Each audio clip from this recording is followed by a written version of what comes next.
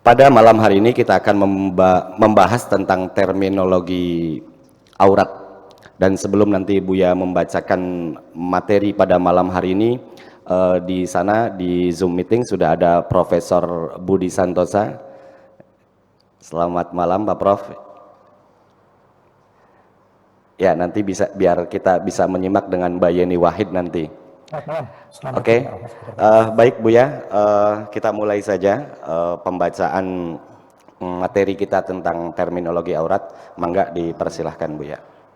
Assalamualaikum warahmatullahi wabarakatuh. Waalaikumsalam. Sahabat-sahabat sekalian, malam ini kajian terminologi tentang simbol-simbol keagamaan, kita akan bahas masalah aurat. Sampai sekarang masalah aurat masih viral, masih menjadi bahan perdebatan di tengah-tengah masyarakat. Saya tidak ingin masuk dalam perdebatan itu, tapi hanya karena ini bukan kajian fikih ya, ini kajian terminologi. Jadi nanti saya jangan dituntut untuk menghukumi gitu. Ini kajian terminologi aja.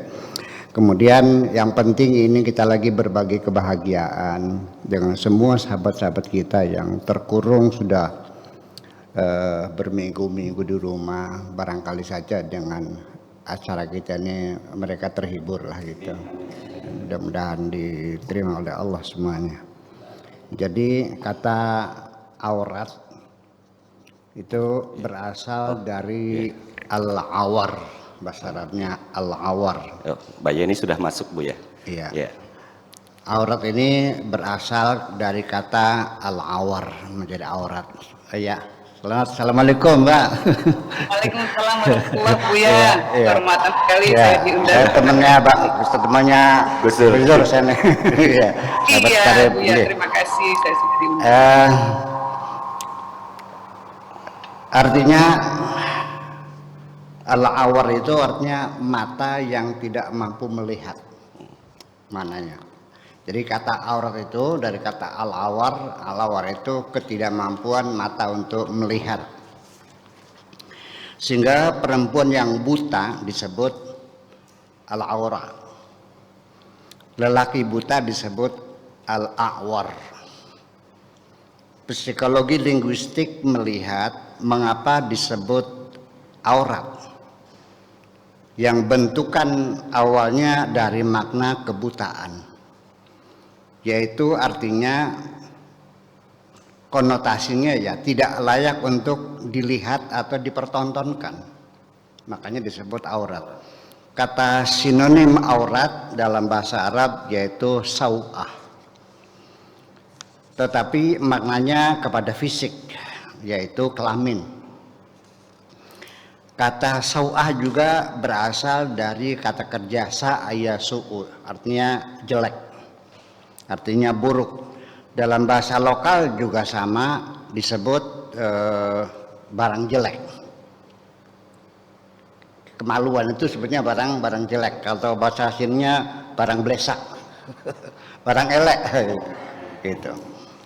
Maksudnya kelamin, atau juga dalam bahasa Indonesia disebut kemaluan, karena menimbulkan rasa malu apabila dilihat orang, makanya disebut dengan kemaluan. Dan kita tidak mau menyebutkan nama aslinya ya, malu menyebutkannya itu. Sehingga dengan demikian makna aurat bisa mempunyai arti yang bermacam-macam.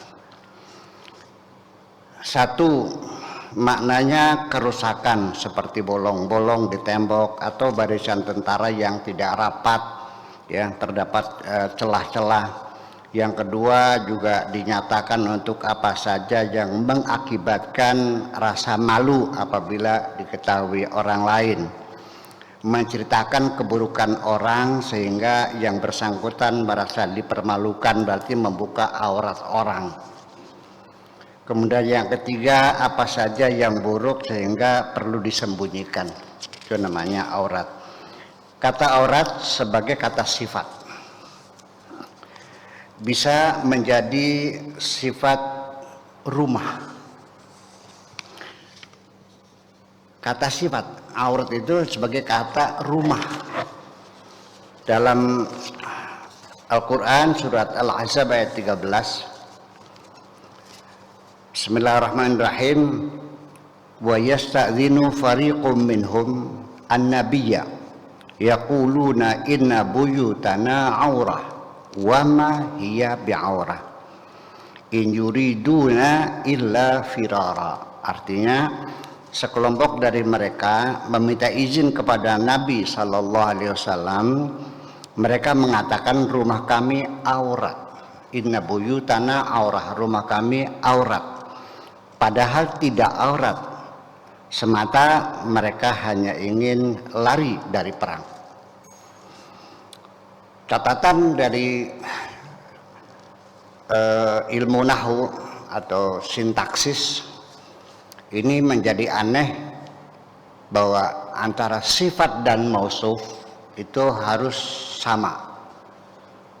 Mausufnya mudzakkar, sifatnya mudzakkar. Mausufnya muannas, sifatnya muannas. Mausufnya jama', sifatnya juga jama'. Rajulun karimun, rajulani karimani, rijalun kurama. Di sini buyutana, inna buyutana aurah. Buyutananya jama', aurahnya mufrad. Ini kita tidak menyalahkan Al-Quran, tapi ini tidak boleh dicontoh. Maksudnya sebagai syudzuz dalam ilmu nahwu itu. Maksudnya rumah aurat adalah terbuka, tidak terkunci. Juga kata aurat bisa menjadi sifat untuk waktu.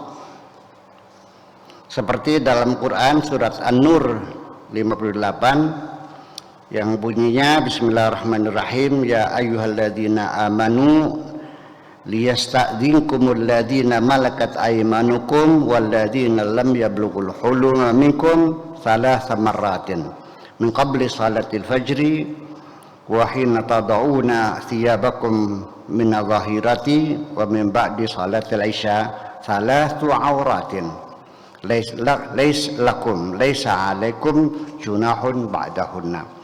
Artinya, wahai orang-orang yang beriman, hendaknya orang-orang yang menjadi budak sahayamu dan anak-anak yang belum dewasa meminta izin kepada kamu 3 kali. Setelah sholat fajar, ketika kamu buka baju di siang hari, dan setelah sholat isya. 3 waktu aurat buat kamu. Setelah itu kamu tidak berdosa. Artinya anak-anak itu tidak boleh masuk kamar orang tua 3 waktu tadi. Ya, sebelum sholat fajar, ketika siang buka baju, dan setelah sholat isya itu tidak boleh masuk kamar orang tua. Karena itu adalah 3 aurat waktu. Di sini maksudnya saya ingin membuktikan bahwa aurat itu kata sifat bisa menjadi sifat waktu, sifat rumah, sifat apa saja.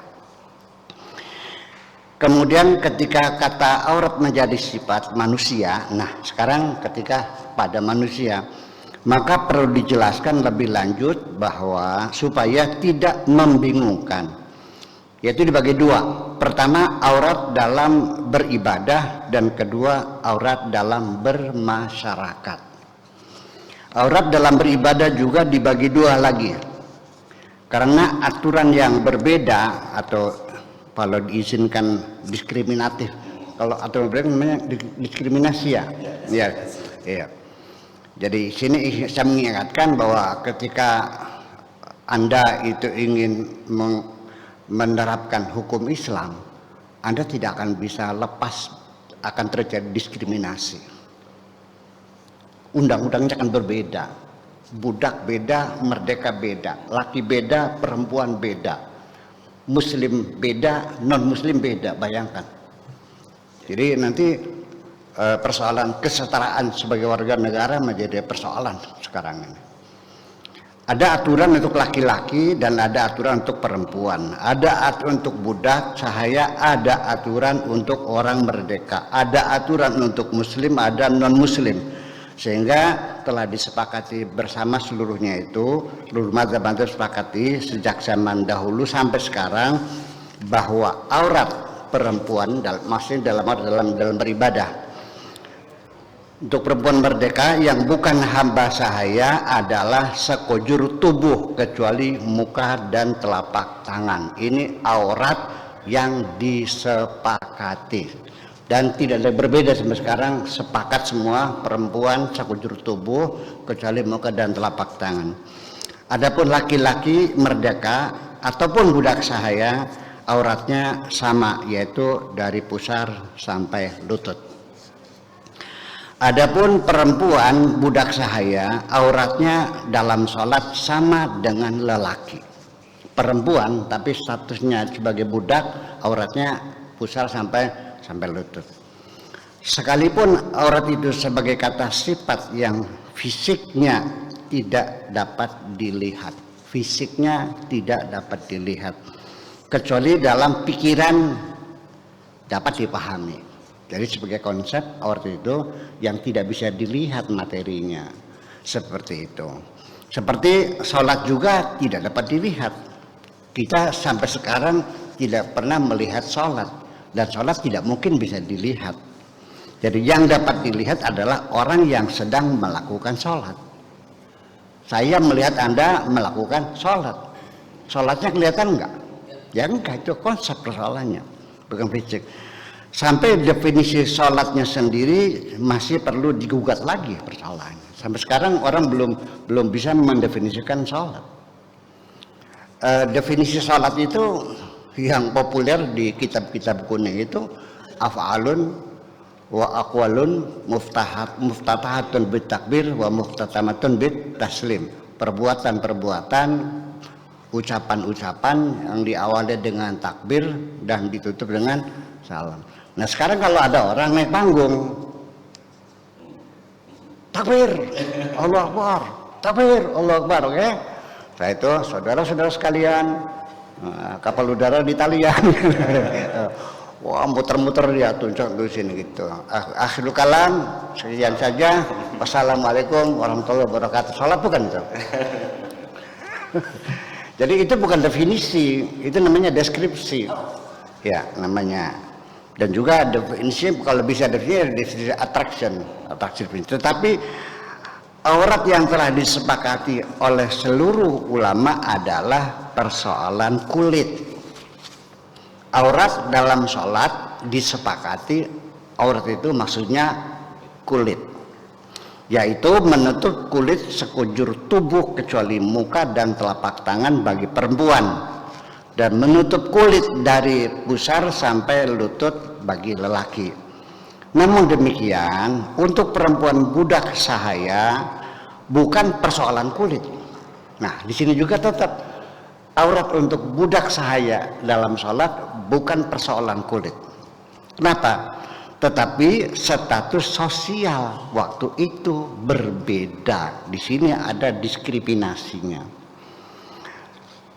Sekarang perempuan budak sholat, yang wajib tutup hanya pusar sampai lutut. Ya, buah dada perempuan itu sama kok menggiurkan. Baik budak maupun perempuan merdeka sama. Apalagi kalau budak perempuan itu dari Eropa yang bule itu. Ya kan? Jadi yang membedakan kenapa budak itu? Ya status sosial, bukan kulit. Nah itu. Adapun aurat dalam bermasyarakat, nah itu kita mulai masuk. Masalahnya menjadi rumit. Bahkan telah menjadi bahan perdebatan sepanjang zaman yang berkepanjangan dan tidak pernah mencapai kesepakatan. Jadi percuma saja memperdebatkan masalah aurat yang tidak pernah disepakati. Mungkin baiknya kita sepakati saja untuk tidak sepakat. Sebenarnya aurat itu hakikatnya apa? Yang pasti aurat adalah non fisik. Adanya dalam pikiran sebagai konsep. Ketika aurat maknanya fisik berupa kulit badan, itu aurat dalam sholat. Sekalipun meninggalkan persoalan antara perempuan merdeka dan budak. Apakah kulit badan perempuan merdeka dengan budak itu ada bedanya? Sebagai perempuan, secara biologis tidak ada beda. Buah dada ya buah dada. Ya kan? yang membedakan konsep dalam pikiran, yaitu perbedaan kelas masyarakat. Aurat itu ada atau tidak ada?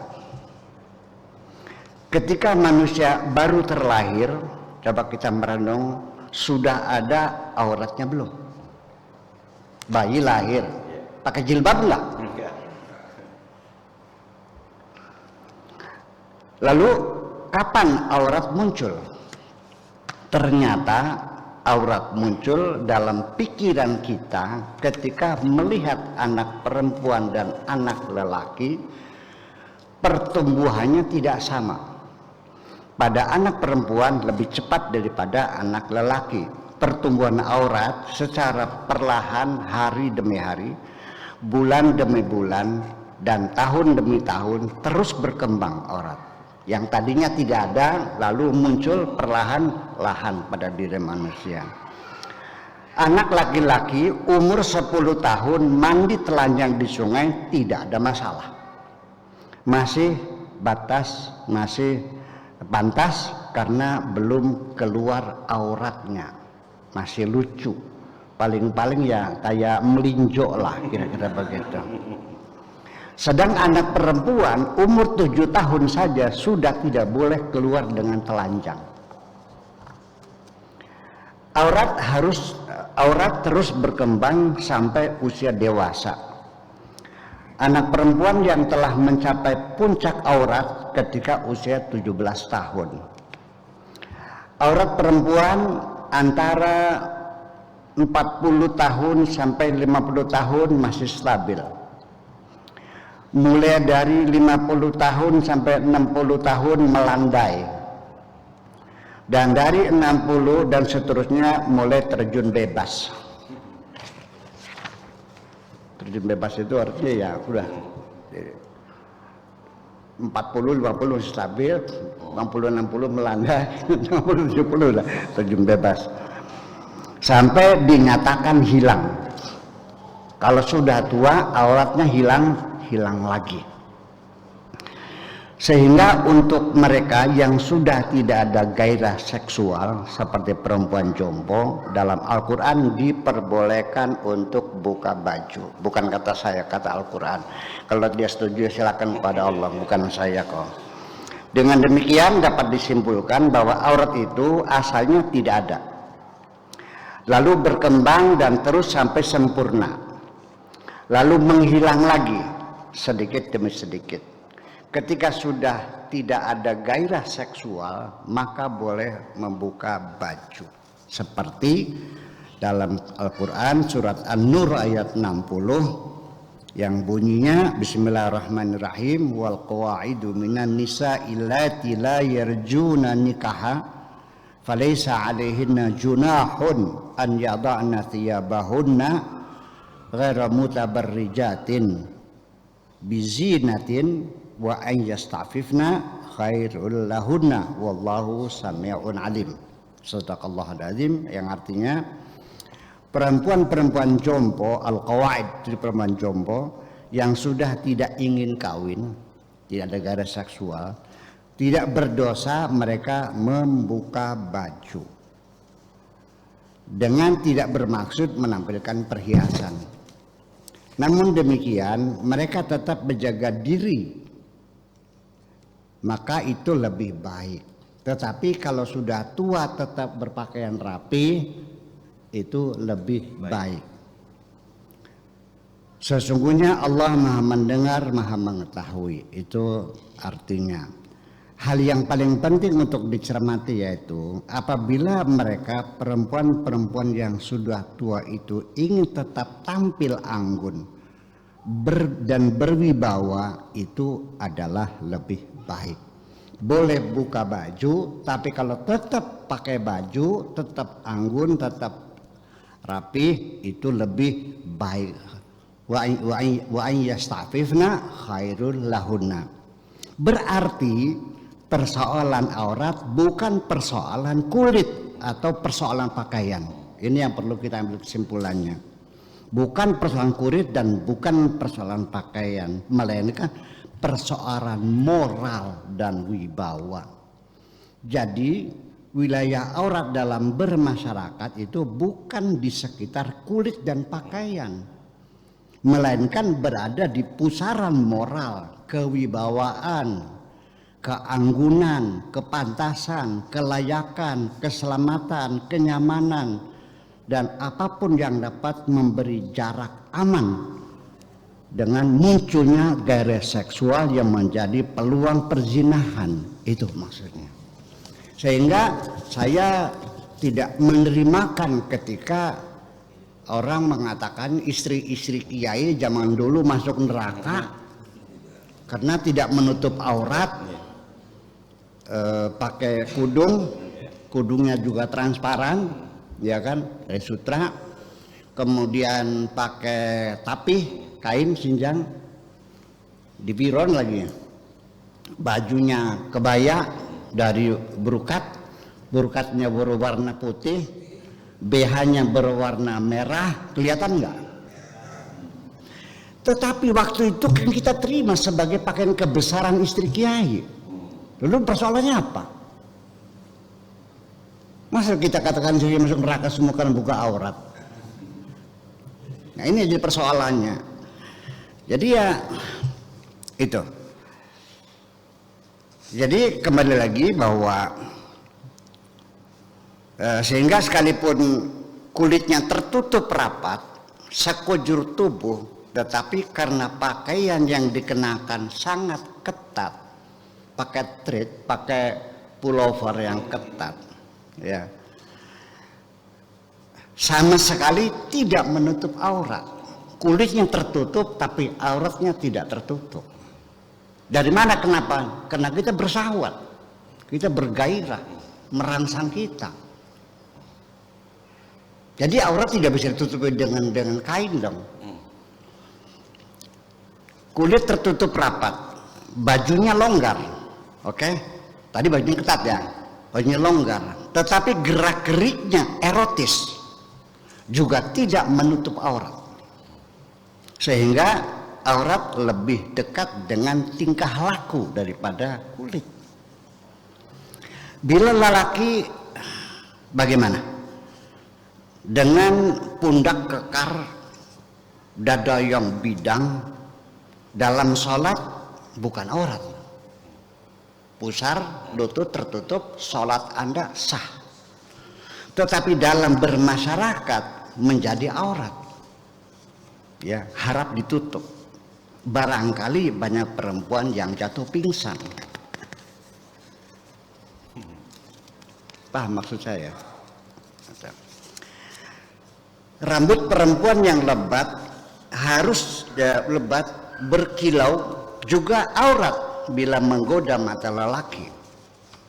Suara erotis yang membuat lelaki gemas juga aurat.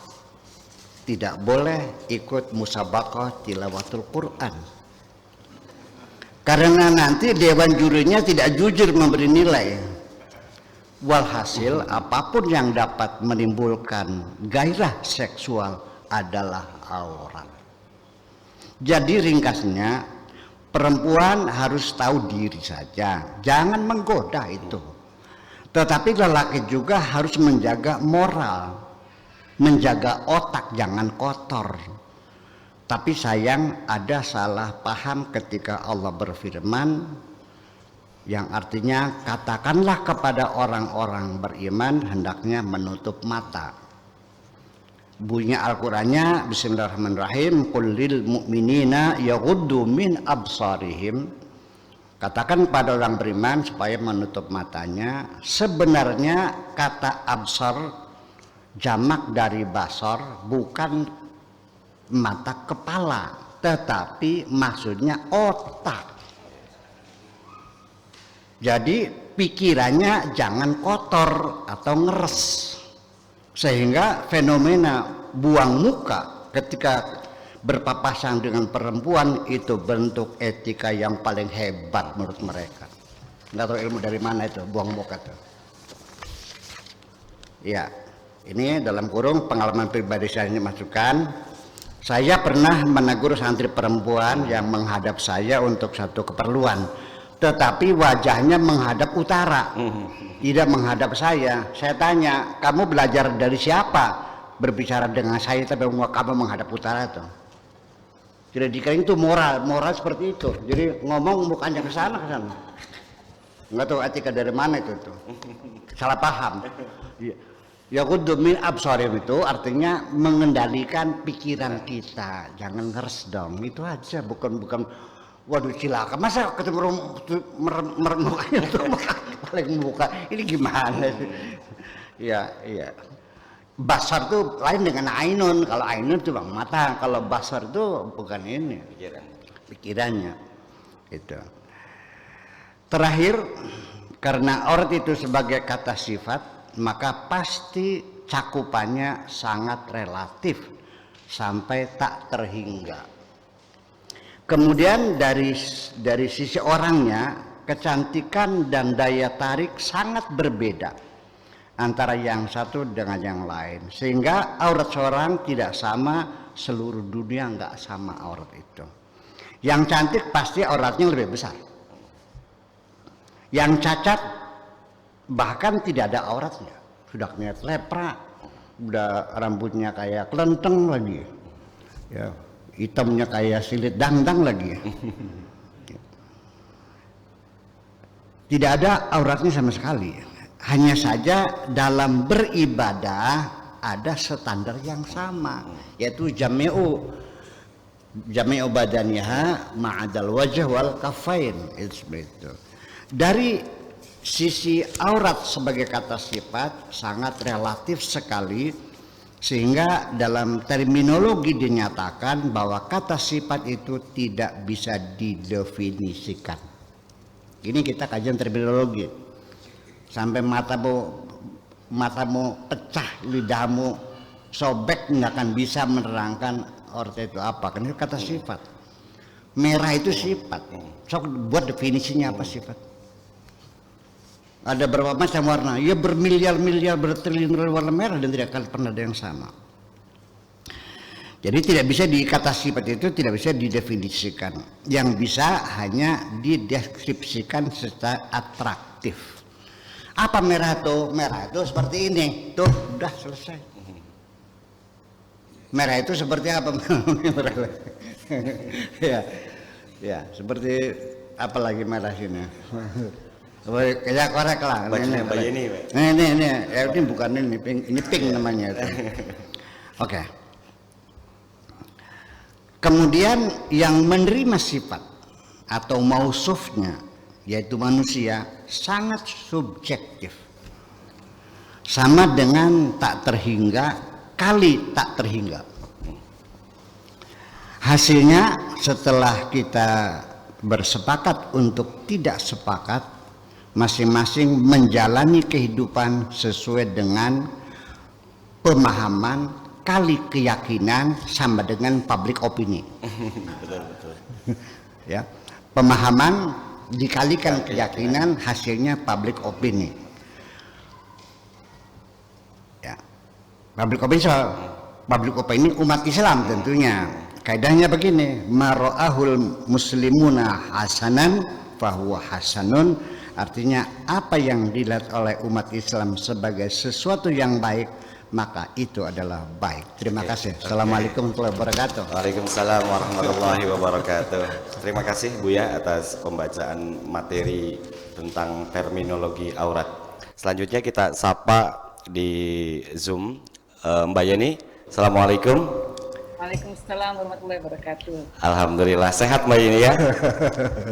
Sehat, alhamdulillah. Selamat bergabung dengan Wamima TV ya, untuk bisa sharing kita tentang terminologi aurat malam hari ini.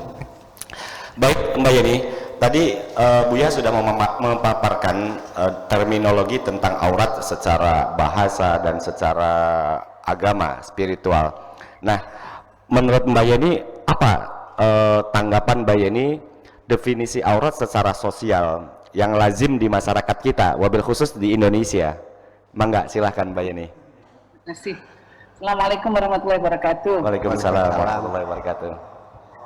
Yang saya muliakan Buya Syakur, Ya. juga yang saya muliakan teman-teman dari Wamima serta para hadirin hadirat yang hadir baik secara fisik maupun secara online pada malam ini.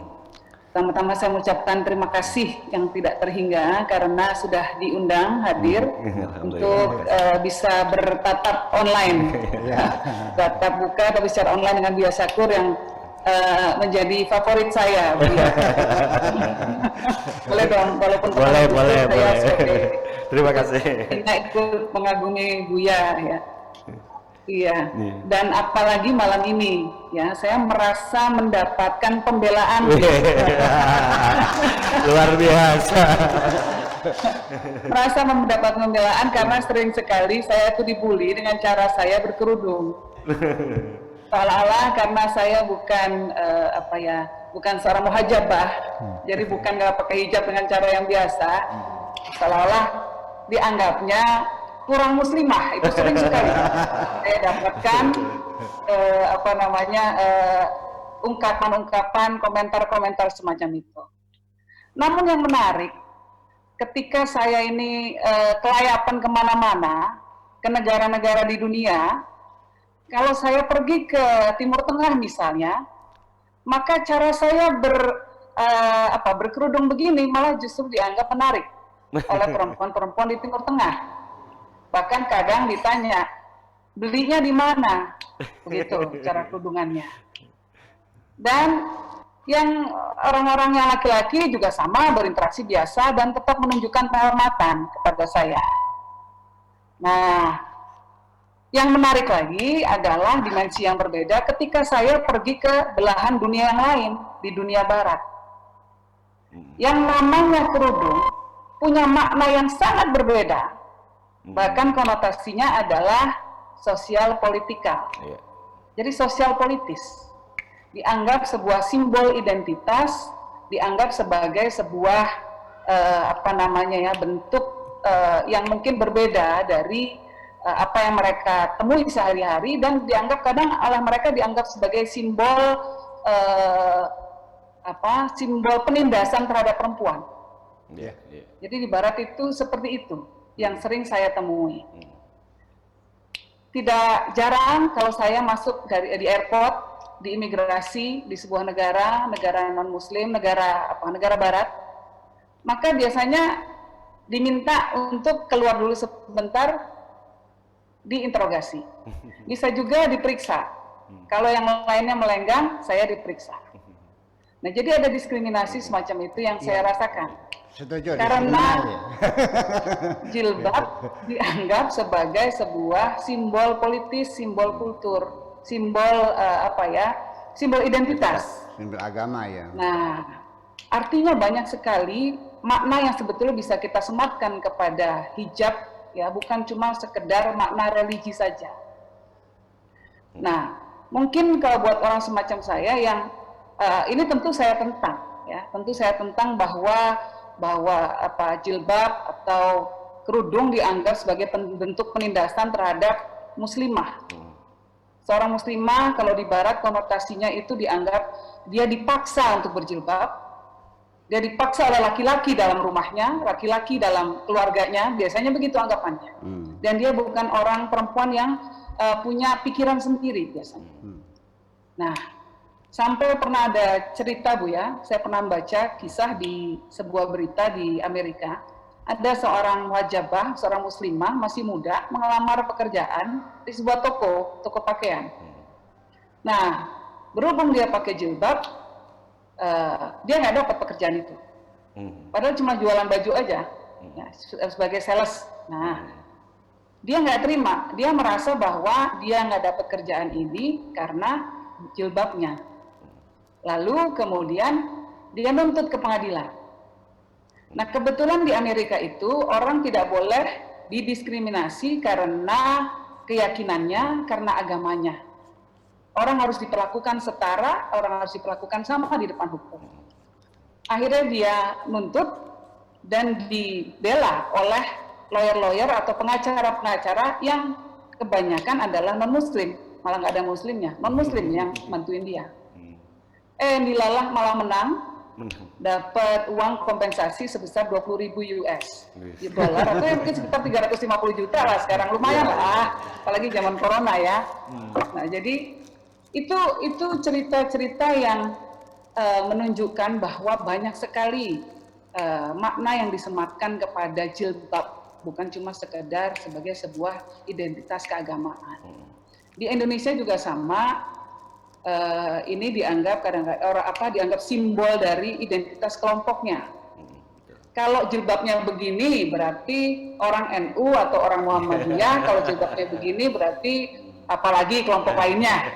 Apalagi kalau pakai burqah tadi dibilangnya. Kalau burqah itu ikutan ISIS. Kalau ini ikutan apa? Ini kelompok yang lainnya. Jadi ada terlalu banyak muatan-muatan yang sangat tendensius menurut saya, yang terlalu banyak disematkan kepada jilbab, yang kemudian membuat kita menjadi saling menghujat satu sama lain. Nah, jadi kemudian juga ada pemahaman-pemahaman yang keliru yang sudah dijelaskan oleh Buya, ya, doktrinasi bahwa kalau tidak memakai jilbab maka bapaknya masuk neraka, kakaknya masuk neraka, kakak laki-lakinya, anaknya masuk neraka, suaminya masuk neraka. Nah, itu jadi padahal kan Buya juga menjelaskan dalam Islam itu dosa nggak bisa ditransfer kan Buya, masing-masing tanggung sendiri. Nah jadi yang kemudian itu yang terlihat kalau di Indonesia bahwa ada banyak sekali cara pandang yang berbeda, ada simbolisme, jadi lebih ke arah simbolnya yang dilihat. Nah, sementara itu, ketika saya pergi ke beberapa negara di Timur Tengah, dan ini Buya juga karena sering sekali ke sana, pernah tinggal di sana, pasti juga mengalami bahwa yang namanya jilbab atau burqah itu kan lebih banyak adalah simbol daerahnya. Betul. Orang Imarati sama Saudiah pasti beda karena pakai jilbabnya. Kalau Imarati yang saya tahu biasanya mereka lebih anggun. Kalau orang Saudi berbeda lagi. Belum lagi yang pakai ada besi di ininya. Biasanya orang Badui di Saudi yang pakai itu. Nah, jadi ada banyak sekali sebetulnya dimensi kultural yang disematkan kepada pilihan berbusana. Masalahnya adalah orang kadang sering salah kaprah dan menganggap bahwa jilbab itu adalah sumber segala permasalahan. Tidak memakai jilbab adalah sumber segala permasalahan. Yang pertama, dia mengundang untuk dilecehkan. Yang kedua, dia mengundang bahkan yang paling ekstrim bisa diperkosa. Nah, ada kesalahan cara berpikir dalam melihat masalah itu, ya, kalau mengatakan jilbab adalah sumber segala masalah. Kenapa? Karena berdasarkan data, ternyata korban-korban pelecehan bukan cuma perempuan, tetapi juga banyak laki-laki. Bahkan data statistik dunia mengatakan bahwa 1 dari 6 anak laki-laki di dunia pernah mengalami pelecehan semasa hidupnya. Nah, jadi saya waktu baca itu saya juga kaget. Artinya, seperti yang dikatakan oleh Buya tadi, jilbab atau tidak jilbab itu di kepalanya, berdasarkan cara pandangnya. Kalau dia punya sikap dasar hormat kepada orang lain, baik laki-laki maupun perempuan, maka bukan jilbabnya yang menentukan sikap hormatnya itu. Tapi memang dia dari awal sudah orang yang menghormati orang lain, punya nilai-nilai yang mulia yang seperti itu yang dipegangnya. Tetapi kalau memang dia sendiri pada dasarnya orang yang tidak dididik untuk hormat pada orang lain, memakai jilbab pun tidak menjadi halangan baginya untuk melecehkan orang lain. Nah, statistiknya menunjukkan juga bahwa perempuan yang berhijab tidak kemudian bebas dari pelecehan. Banyak juga perempuan yang berhijab menjadi korban perkosaan. Nah, jadi ada beberapa hal yang di sini yang menurut saya perlu kita luruskan, bahwa jilbab bukan cuma sekedar alat untuk bukan cuma sekedar ya, tapi jilbab bukanlah simbolisme agama saja, tetapi dia punya makna khusus, makna lain, makna sosial, makna identitas simbolis dan lain sebagainya, ya. Dan itulah yang kemudian membentuk persepsi orang terhadap perempuan berjilbab atau tidak berjilbab. Nah, kalau saya pribadi sebagai orang yang berkerudung dengan cara saya merasa saya cukup menjaga kehormatan saya. Saya cukup merasa bahwa saya mengikuti ajaran agama, saya cukup merasa bahwa saya tidak menyimpang dari apapun. Nah, mungkin saya kalau boleh nanya nih Buya, jadi di sini saya jangan dianggap saya dianggap sebagai muridnya Buya aja nih, mau ngaji juga. Mungkin yang mau saya tanya itu kan sebetulnya definisi untuk menutup kulit kita tadi seperti dikatakan oleh Buya kan juga yang saya baca juga berbeda-beda. Rasulullah SAW sendiri mengatakan kepada dua orang yang berbeda untuk menutup dirinya dengan batasan yang berbeda pula. Yeah. Kepada Sayyidah Fatimah binti Rasulullah, beliau mengatakan suruh nutupnya sampai segini aja, sampai sebatas siku. Tapi kepada Sayyidah Asmah binti Abu Bakar dibilang sampai pergelangan tangan. Nah, Imam Syafi'i juga berbeda definisinya antara qaul jadid sama qaul qadim, padahal seharusnya kalau hukum kan sama ya Bu ya. Nah, tapi kan ternyata kalau kaidahnya tergantung makannya, tergantung zamannya, tergantung waktunya. Nah, kalau dengan kondisi seperti itu ya, apalagi kemudian di satu sisi juga ada ulama yang mengatakan al-mar'atu kullu aurah. Ini apa bisa diterapkan di Indonesia, Bu ya? Kan nggak mungkin. Nggak ada dong nanti penyiar TV muslimah, karena suaranya pasti menjadi aurat. Tidak ada kemudian penyanyi yang menghibur kita dengan lagu-lagu religi, karena pasti suaranya juga dianggap aurat. Tidak ada perempuan jadi bupati, jadi wali kota, jadi anggota DPR, bahkan jadi ustazah di majelis taklim karena keluar rumah kemana-mana. Nah, mungkin ini yang mungkin kalau boleh kita berguru kepada Buya malam ini bisa dapat penjelasan lebih lanjut Buya gitu. Terima kasih. Assalamualaikum warahmatullahi wabarakatuh. Ya, makasih Mbak Yani, jangan beranjak dulu, kita dengarkan penjelasan dari Buya. Ya. Yang mau ngaji. Ya, siap. Istri saya itu keluar dari pekerjaannya di bank karena diharuskan buka jilbab. Itu pilihan dia. Saya sampai sekarang tidak pernah menyuruh istri saya pakai jilbab. Itu pilihan dia. Jadi rumusnya pemahaman kali keyakinan sama dengan public opinion. Kemudian lagi, ini saya ingin mengatakan bahwa antara hak dan kewajiban. Laki-laki manusia bukan? Perempuan manusia bukan? Manusia. Kewajibannya sama enggak? Sama. Laki-laki wajib salat, perempuan?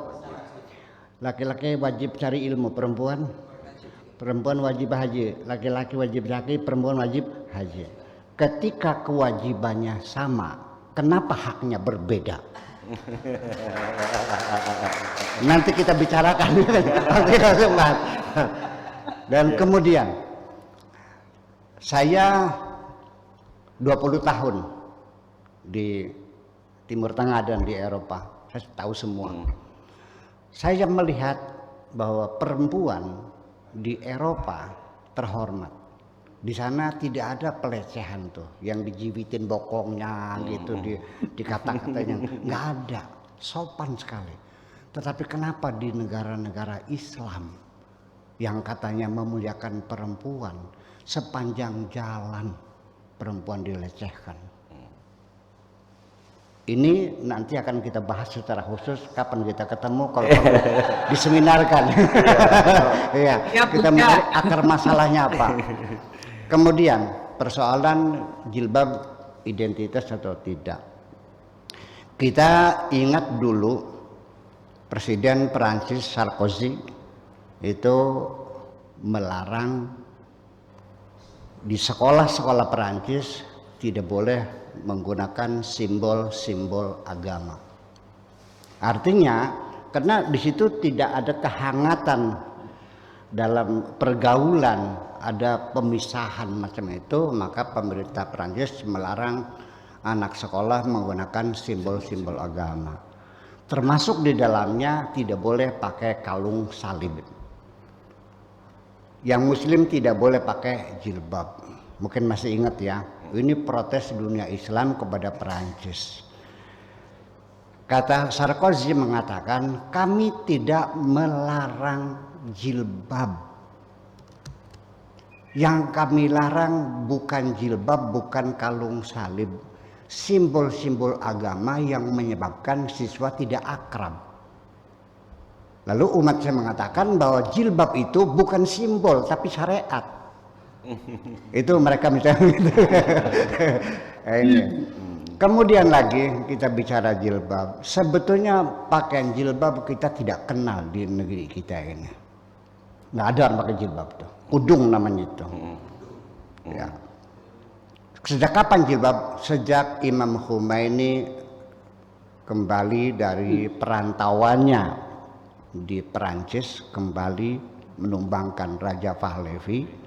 Sejak itulah pakaian jilbab merebak kemana-mana. Sehingga di Indonesia zaman Orde Baru jilbab dilarang, ya kan? Sampai direkayasa, perempuan suruh pakai jilbab, suruh nyopet, terus dipoto. Ya, copet berjilbab, begitu pembusukannya, anti jilbab. Nah, setelah reformasi kita menjadi bebas memilih, tetapi ternyata akhirnya setelah ada pilihan, sepertinya ada keinginan. Ini yang menjadi masalah yang tidak nyaman bagi saya ketika menyalahkan, saling menyalahkan bahwa kalau tidak pakai jilbab berarti bukan orang muslim, bukan muslimah dong. Nah itu makanya jadi akar masalahnya nanti kita bahas, kenapa harus pakai jilbab? Alasannya apa? Kalau alasan menutup aurat, tadi sudah kita bahas masalah aurat. Bahwa saya lebih menghormati perempuan bukan karena dia berjilbab, tapi moral yang dia tampilkan. Itu yang saya katakan. Oke. Makasih, kita saya kira. Ya. Gimana Mbak Yani, tanggapan Buya tadi sudah cukup jelas ya? Atau mau menambahkan barangkali atau menyanggah? Enggak, sangat jelas sekali ya. Memang sama pandangannya. Dan yang seperti dikatakan oleh Buya, tadi Buya ngambil contoh di Perancis itu memang menarik. Bahwa di sana dia punya konsep yang berbeda dengan kita. Kalau di sana kita Pancasila, di sana namanya konsepnya adalah laicite. Laicite itu kalau diterjemahkan mungkin sekularisme. Ada pemisahan antara negara dan agama. Dan pemisahan itu terjadi karena pada zaman dulu yang namanya negara yang diwakili oleh monarki atau kerajaan berantem sama agama, kelompok agama yang dalam hal ini adalah kelompok Kristen Katolik Roma. Nah, dua-duanya punya kekuatan yang seimbang. Makanya kalau kita ke Perancis, Buya kan juga pasti tahu di sana bangunan-bangunan besar itu kalau nggak istana, ya gereja, bangunan-bangunan megah. Karena itu yang kekuatan, menunjukkan kekuatan dari kedua kelompok ini. Kerajaan punya uang gede banyak sekali, pasukan juga banyak. Katolik Roma dalam hal ini Vatikan pada waktu itu juga punya uang banyak, sampai sekarang uangnya masih banyak, dan punya pasukan juga. Akhirnya perang mulu, saking banyaknya korban, bosen lah.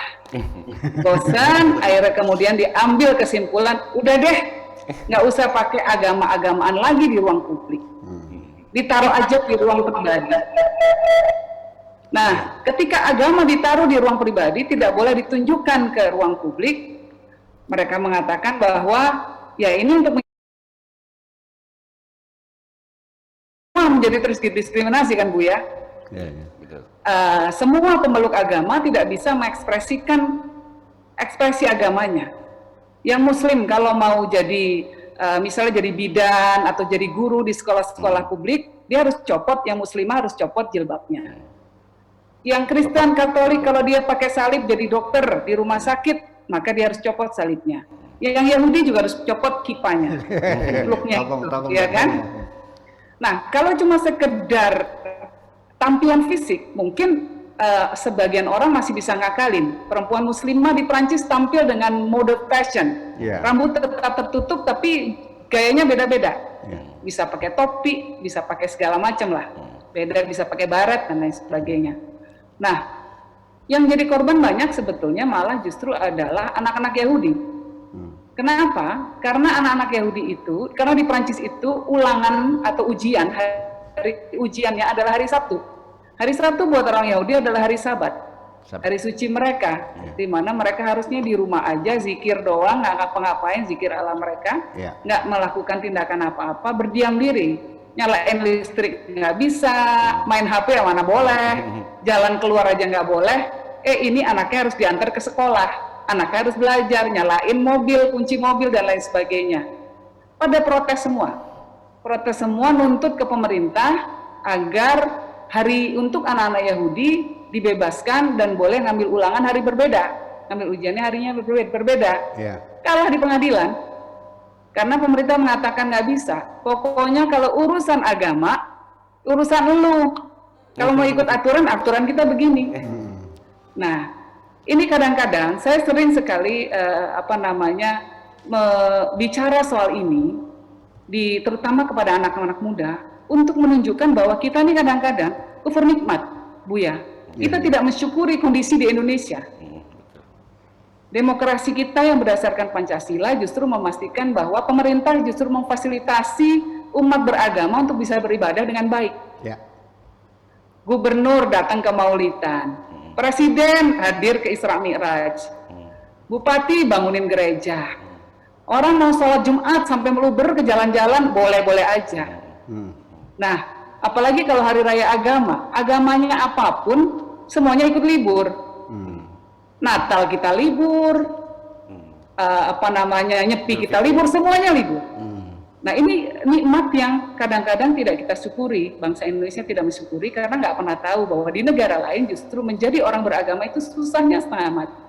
Mau sholat saja, kalau dia adalah direktur, tingkatannya sudah tinggi, orang paling senior di departemennya, kantornya gede banget, tapi mau sholat duhur nggak bisa di kantornya, harus keluar pulang atau nyari masjid terdekat. Padahal masjid terdekat di kota Paris masih ada Le Grand Mosquée.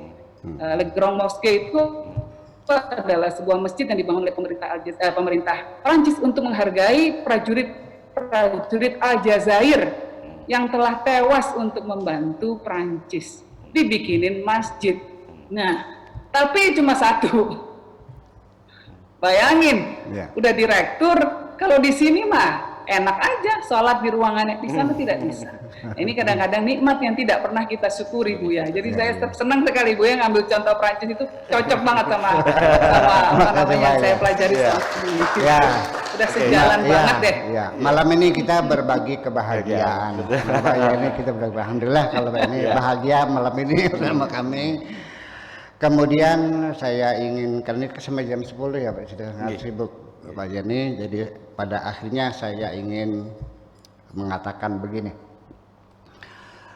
Saya punya definisi yang berbeda tentang sekulerisme itu. Mohon maaf. Bagi saya sekulerisme itu adalah bukan pemisahan agama dari negara, tetapi mengamankan agama dari intervensi politik dan kepentingan. Mengamankan negara. Karena bagaimanapun kita belajar sejarah bahwa umat yang pertama kali melakukan sekularisasi adalah umat Islam. Kapan itu terjadi? Ketika agama dijadikan alat untuk melakukan tindakan-tindakan kediktatoran sang raja. Kalau sudah kata Tuhan tidak boleh dibantah. Nah, akhirnya ketika raja itu ideologinya Mu'tazilah, rakyatnya dipaksa harus Mu'tazilah. Ketika rajanya itu ahli sunnah, rajanya dipaksa oleh ahli sunnah. Apa yang terjadi? Yang terjadi adalah ketika rajanya itu adalah ahli sunnah, orang Mu'tazilah dibantai. Di kota Irbil, seorang Syekh Jaham namanya, pemimpin Mu'tazilah di Irak pada waktu itu,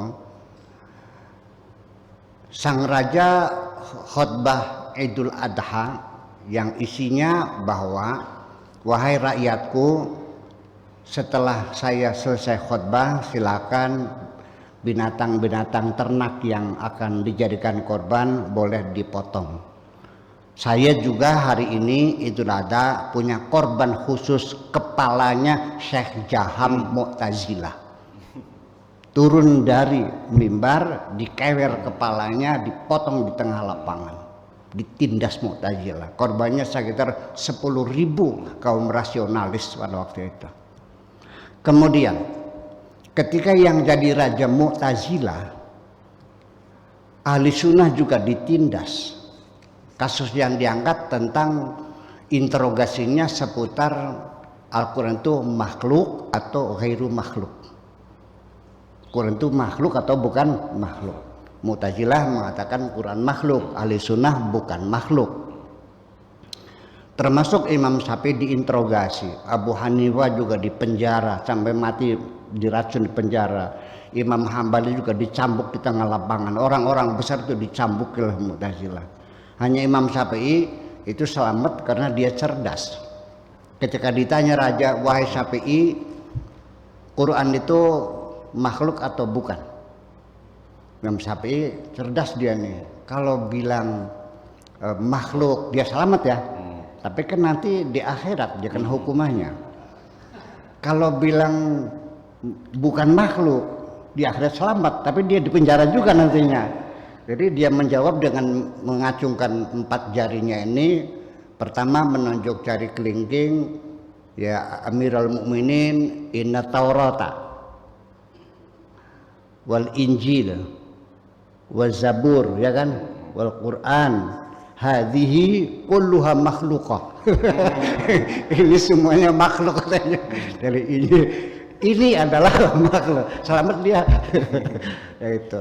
Jadi artinya betapa agama menjadi, setiap negara yang mengklaim dasarnya agama selalu diktator. Oleh karena itulah gerakan pertama sekulerisme dalam Islam adalah pemisahan kekuasaan. Para ulama menuntut raja itu goblok, tidak ngerti agama, lu ngurusin politik saja. Agama urusan kami. Maka terjadi 2 institusi yang sangat besar, yaitu ulama dan umara. Sampai sekarang kita pakai istilah umara. Bukan dipisahkan, bukan. Institusi yang berbeda. Ulama ngurusin agama, umara ngurusin politik, seperti itu. Nah, jadi ini banyak yang menarik. Nanti kapan-kapan kita akan mengundang Pak Yeni, kita diskusikan tentang mendefinisikan sekulerisme. Yang kedua, menjawab pertanyaan kenapa perempuan di negara-negara Islam terlalu sangat dilecehkan. Kenapa? Itu kita bahas nanti. Terima kasih. Siap ya Pak Yeni ya. Amin Bu ya, sekali saya tunggu Bu ya. Nanti setelah corona selesai, Pak. Setelah corona selesai kita tunggu Mbak Yeni. Jangan kelamaan Bu ya. Siap, nanti kita tunggu Mbak Yeni, kita jadwalkan. Nanti bisa kita langsung ketemu dan kita langsung bahas secara langsung, dan kayaknya tidak cukup untuk 2 jam, bisa 5 jam nanti Mbak Yeni ya. Betul sekali. Baik, sebelumnya kita sapa dulu Pak Profesor Budi. Pak Prof. Rektor. Ya, beliau Rektor ITK Institut Teknologi Kalimantan. Oh. Ya, Pak Prof. Selamat malam. Ya, selamat malam. Mangga silakan, barangkali ada pertanyaan ke Buya atau ke Mbak Yeni, mangga. Ya, terima kasih untuk Haslim Mima. Selamat malam Buya Sakur dan selamat malam Mbak Yeni. Salam kenal. Salam ya. Selamat malam. Saya Budi Santoso. Aslinya dosen IPS tapi ditugaskan untuk jadi rektor di ITK. Jadi saya harus wirawiri Surabaya Balikpapan, bekerja di 2 tempat. Saya suka pengajiannya Buya Sakur karena pembahasannya itu sangat menyeluruh, kemudian tidak langsung menghakimi hal haram gitu ya. Seperti tadi membahas aurat tapi dengan cara yang sangat menurut saya ilmiah ya. Dilihat ayat-ayatnya kemudian dibahas dari sisi fisik, dari sisi moral gitu ya. Kemudian yang terakhir tadi bahwa aurat itu sebenarnya masalah moral, bukan masalah menutup kulit ya, karena walaupun kulit ditutup, kalau gerakannya merangsang atau walaupun pakaiannya tidak ketat tetapi suaranya membuat orang tergoda, itu ya aurat gitu ya. Saya jadi ingat ini saat upacara wisuda di ITK di Balikpapan, itu beberapa mahasiswi dan mahasiswa tidak mau salaman dengan rektor dan dengan wakil rektornya perempuan, rektornya kan laki-laki. Beberapa mahasiswa nggak mau salaman dengan ibu wakil rektor, kemudian beberapa mahasiswi tidak mau salaman dengan saya gitu ya. Saya itu kaget, sebegitukah bahayanya seseorang salaman di upacara resmi gitu ya, untuk sekedar memberikan selamat dari pihak rektor dan mengucapkan terima kasih dari pihak mahasiswa kepada pimpinan gitu ya, kan intinya seperti itu. Seperti tadi Buya cerita, ada santri perempuan wajahnya menghadap ke arah yang lain gitu ya. Jadi mengutamakan satu ajaran tetapi melupakan akhlak, melupakan adab, sopan santun gitu. Saya itu kaget. Apa harus Pak salahnya menghormati seorang rektor? Walaupun saya tidak ingin dihormati, tapi itu kan budaya kita ya, bahwa ketika kita selesai menuntut ilmu kita mengucapkan terima kasih, itu kan budaya kita. Itu saya termasuk kaget. Kemudian kebetulan di sebelahnya ITK itu ada pesantren NU, ya, pesantren NU. Ketuanya itu kita undang ke wisuda itu, kemudian beliau juga ketika ketemu saya kaget, loh kok begitu mahasiswa ITK gitu ya. Menghormati guru itu adalah sopan santun, itu kalau di NU kewajiban, kalau perlu malah cium tangan katanya gitu ya. Saya jadi merasa, oh ya sikap saya bukan sikap yang aneh, karena ketika saya kecil dulu, atau ketika saya dulu kuliah di ITB tahun 87 sampai 92 itu ya namanya wisuda ya semua salaman sama dekan sama rektor ya, nggak ada menolak gara-gara itu suatu dosa atau haram begitu ya. Itu. Nah, kembali lagi ke aurat ya. Saya membayangkan begini, ketika manusia belum mampu membuat kain, ya, ketika manusia belum mampu membuat kain, bagaimana orang menutup aurat? Mencari daun, mencari kulit binatang gitu ya. Apakah ketika itu Tuhan memerintahkan manusia untuk menutup aurat? Saya kira nggak ada ya. Ketika itu agama belum turun ya. Tapi kemudian karena kemajuan ilmu pengetahuan, kemajuan pemikiran manusia, kemudian manusia pengen badannya nyaman, dia menutup biar nggak dingin, biar nggak panas gitu ya. Jadi awalnya orang berpakaian kan untuk kenyamanan ya, bukan untuk menutup aurat, tapi untuk kenyamanan, karena mungkin merasa dingin, merasa panas, dia membuat pakaian dari daun, dari kulit binatang gitu ya. Sampai akhirnya manusia bisa membuat kain, bisa menjahit gitu ya. Nah, apakah ketika Tuhan menurunkan perintah menutup aurat itu Tuhan tahu bahwa manusia sudah bisa bikin kain? Apakah Tuhan tahu gara-gara manusia sudah bisa menjahit kemudian diturunkan perintah supaya menutup aurat gitu ya? Saya kok, apakah Tuhan menurunkan ayat atau firman itu melihat kondisi di bumi, atau Tuhan itu independen gitu, semaunya Tuhan menurunkan ayat gitu ya? Saya kadang-kadang berpikir gitu. Makanya debat mengenai aurat itu yang mana itu nggak akan pernah berakhir, karena sebenarnya itu menurut saya adalah persoalan budaya. Bagi orang Eropa berpakaian seperti itu tidak mengundang nafsu atau apa gitu ya. Saya yang besar sejak tahun 70 melihat teman-teman SMA saya pakai rok pendek, itu hal yang biasa. Sebelum tahun 2000 teman-teman kuliah saya yang pakai kerudung paling 1 orang 2 orang, dan itu yang tidak pakai kerudung itu juga biasa gitu. Jadi, waktu itu saya pernah datang ke seorang kiai di Bendul Merisi, Surabaya. Pak Kiai cerita, kemarin ada mahasiswa ITS tes di PNI, dia diterima kalau kerudungnya dibuka. Terus kata Pak Kiai, ya bukaan wae Mbak, buka saja kerudungmu. soal hati, bukan soal kamu nutup rambutmu gitu kata Pak Kiai waktu itu. Itu terjadi kira-kira tahun 96-97 ketika reformasi belum ada. Kalau Kiai itu ngomong sekarang, saya pikir reaksinya akan sangat berbeda. Ya, jadi saya melihat loh, berarti kerudung ini masalah budaya, karena sejak Wali Songo datang ke Indonesia sampai tahun 2000-an itu kakak perempuan saya, ibu saya, nenek saya itu nggak ada yang pakai kerudung gitu ya. Tapi begitu tahun 2000 ke sini, trennya berubah.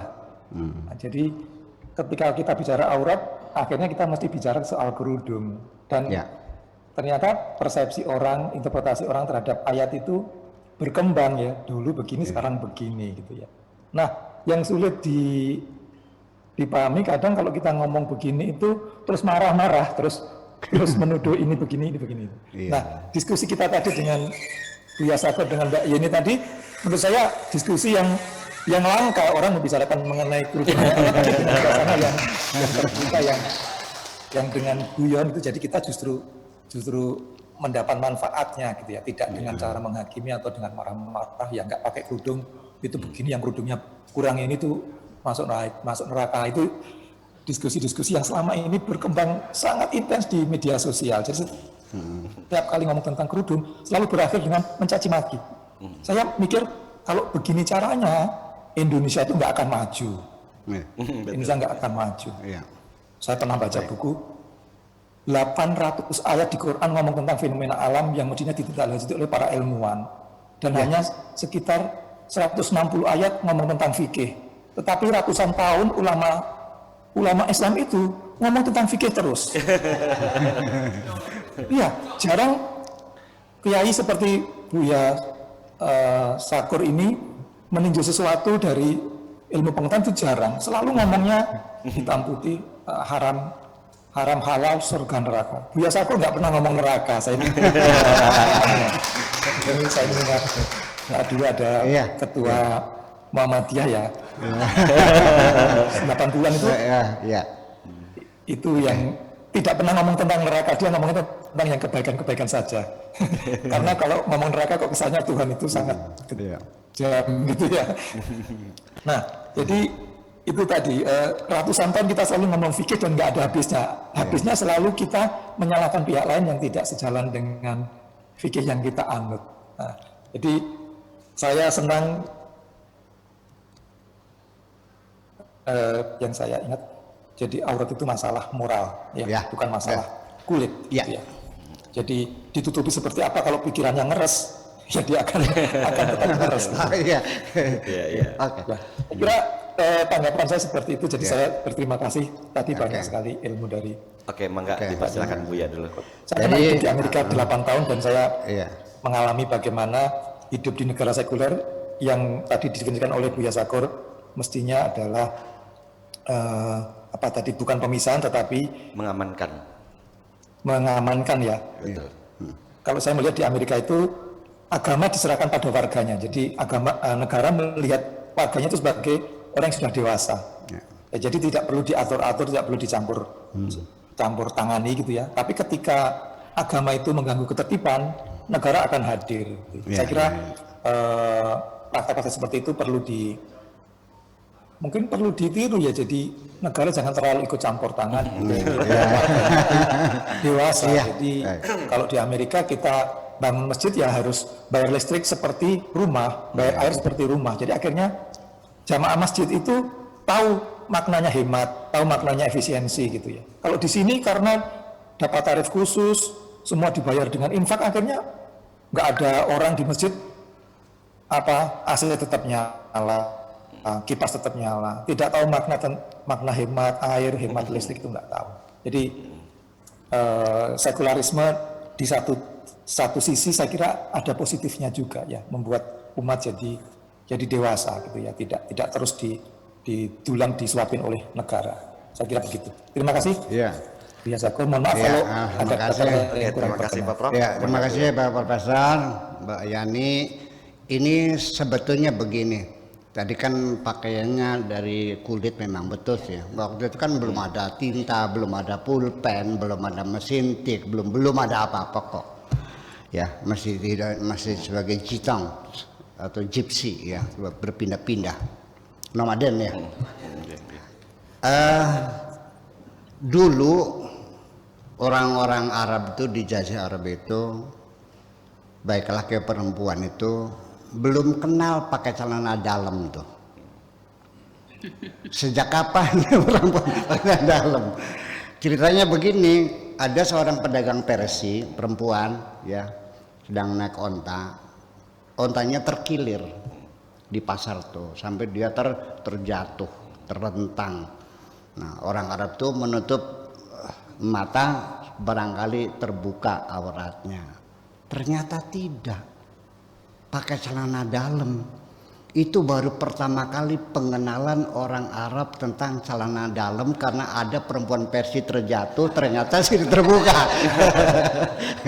Lalu akhirnya mereka cerita kepada Rasulullah, Rasulullah kemarin ada perempuan Persia jatuh terlentang, ternyata tertutup, ada pakaian dalamnya gitu. Rasulullah terkagum, lalu beliau mengatakan barakallah al-mutasarwilat. Semoga Allah memberkahi perempuan-perempuan yang pakai celana. Tetapi persoalannya, saya kira mungkin pada waktu itu celana dalamnya nggak pakai kulit dong. Tentu dibuat dari bahan yang lebih lembut. Ya, kalau pakai kulit lecet semua dong Pak. Ya, jadi begini. Ini mumpung ada Pak Yeni, saya ingin mengatakan bahwa setelah Nabi meninggal dunia itu terjadi arus besar ideologi yang mengelola peradaban Islam ini, yang disebut dengan Harokah Syu'ubiyah, gerakan rasialisme dari Persia, dari Turki dan dari Romawi. Akan munculnya negara baru ini. Terjadilah di situ distorsi dalam penyusunan sejarah Islam itu sendiri dan kodifikasi hukum Islam itu sendiri. Ya, tidak bisa dibohongi. Sampai korbannya itu khulafa dari mulai Abu Bakar, Umar, Utsman dan sebagainya, itu semuanya banjir darah. Abu Bakar mati diracun. Umar mati ditusuk, Utsman mati dibacok, Ali mati digebugin, dan anaknya mati disembelih, istrinya mati digencet. Kenapa? Ada konspirasi internasional waktu itu. Karena bagaimanapun Persia itu 2000 tahun sebelum Muhammad sudah punya negara besar di sana itu. Sampai mereka merebut ilmu pengetahuan, sampai sekarang ilmu pengetahuan Islam sendiri itu semua rata-rata orang Persia. Nah, disinilah makanya saya ingin mengatakan seorang perempuan yang bisa diagenda untuk perjuangan gender atau feminis lah kalau di Indonesia ini, bahwa ketokohan Khadijah disembunyikan. Padahal penyandang dana perjuangan Nabi adalah tidak diceritakan, ditutup. Saya ingin bocorkan sedikit saja Pak Yani. Banyak juga nggak apa-apa Bu ya. Banyak juga nggak apa-apa. Iya. Kenapa Nabi Muhammad bersama Khadijah tidak berpoligami? Apakah saking setianya atau ada faktor X yang lain? Kita punya indikator.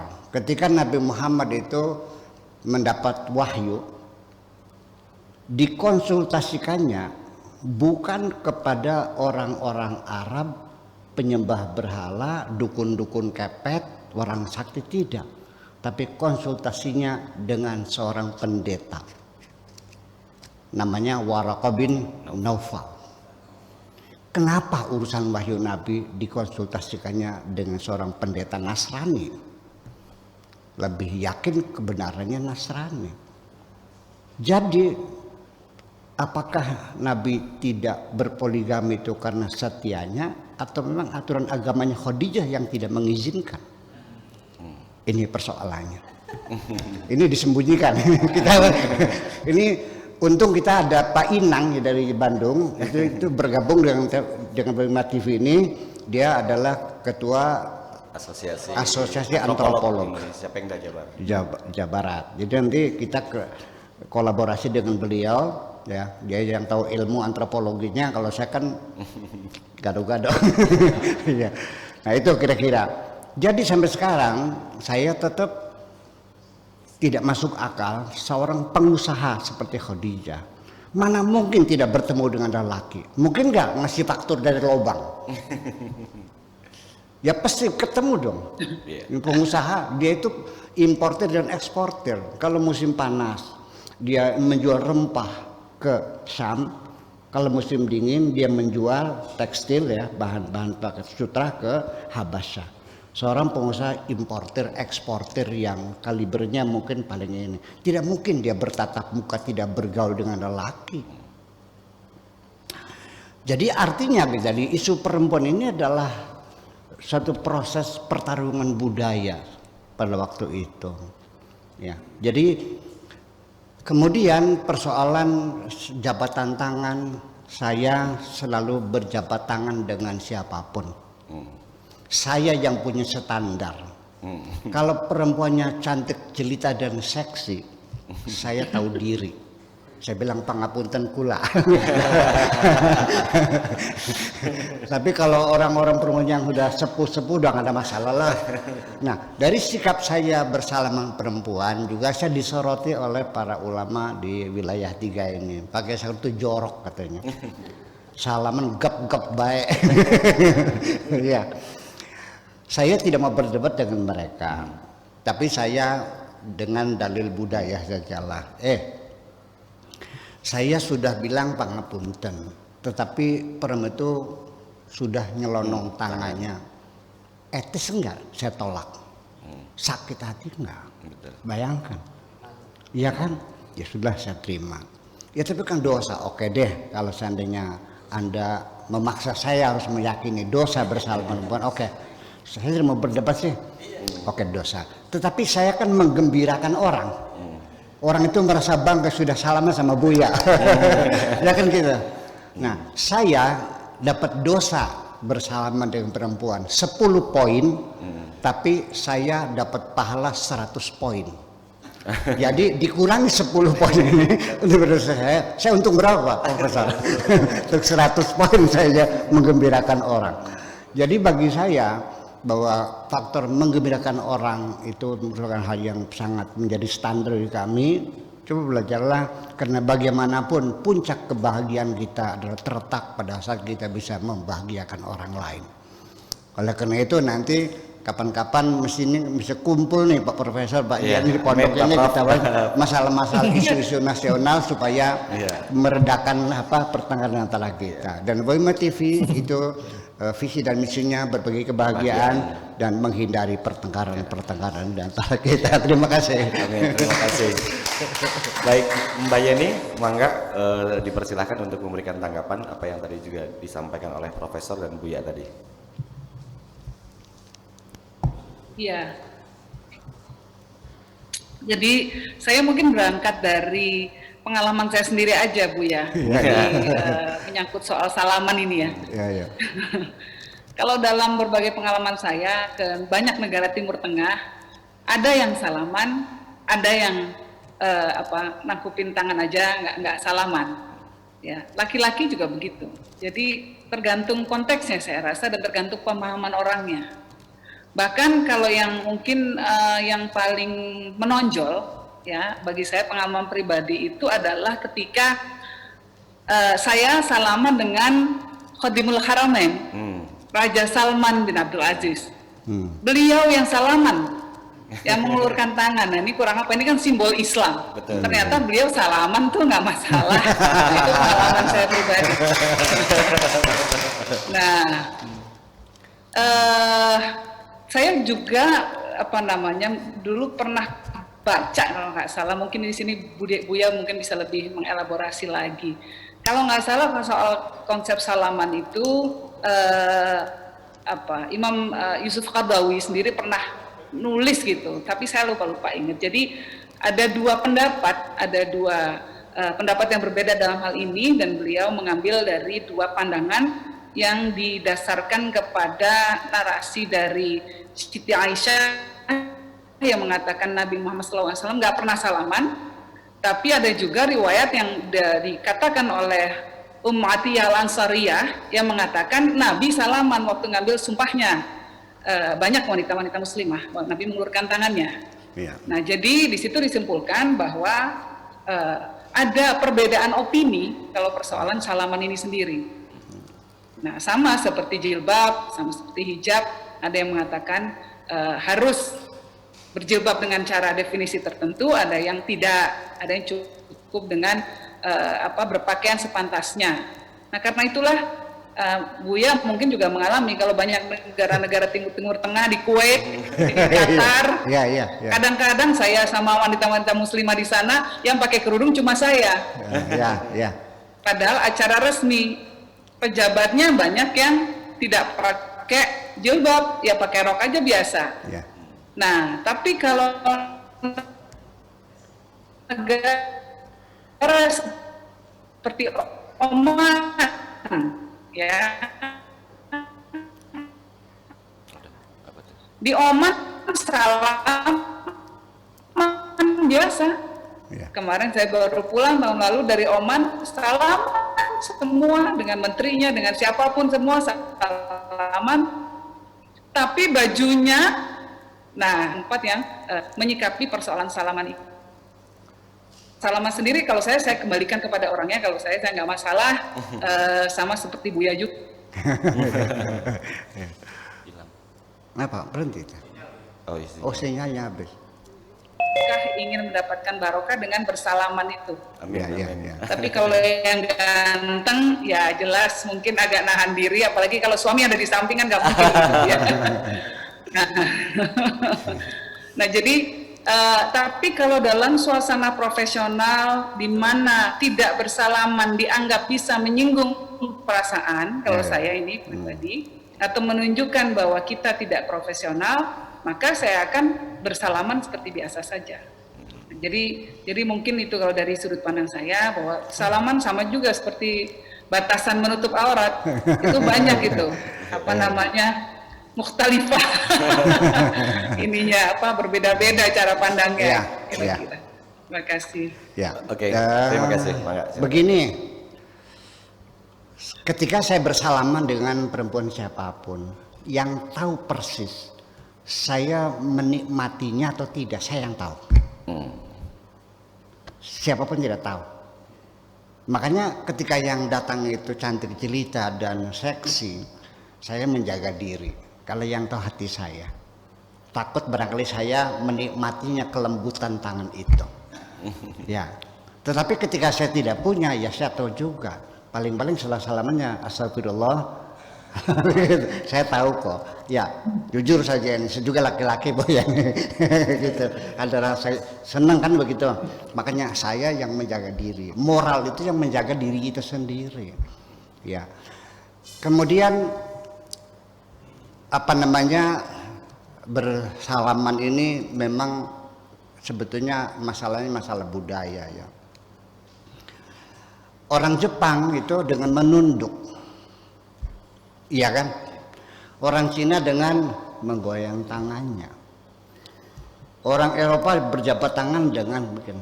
Kita juga ada pangapunten kula, itu ada sebetulnya. Dan ini kita pakai buat kasus corona ini. Salaman dulu dari jauh aja. Nah gitu. Jadi artinya kita standar moral itu jadi artinya kita namanya makam muraqabah. Kita tuh mengontrol sendiri. Ya. Jadi kita jangan terbaku dengan hukum-hukum fikih. Sebab hukum fikih ini begini. Jadi cerita Qardawi dan hadis-hadis begini Bu, dalam pertengkaran antara fuqaha ketika melakukan istinbat hukum itu kadang-kadang mereka jorok. Kalau sudah mentok-mentok dadak bikin hadis Bu, dadak bikin hadis. Ya, sehingga terjadi pendapat berbeda, hadisnya berbeda, sangat kontradiksi, paradoks, hadis-hadis yang paradoks itu banyak. Jadi itulah makanya kita mesti mewaspadai bahwa oleh karena saking joroknya terlalu banyaknya bikin hadis. Untung saja ada Imam Bukhari yang seorang yang hebat lah mungkin, ya dia koreksi semuanya dari 600.000 hadis itu dikoreksi oleh beliau, yang lolos hanya 14.000. Berarti berapa banyak mereka bikin hadis? Yaitu 586.000